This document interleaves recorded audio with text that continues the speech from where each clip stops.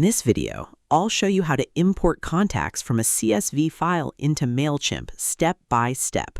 To begin, navigate to Mailchimp and make sure you're logged into your account. Next, go to the Audience section from the left-hand menu and click Upload a File.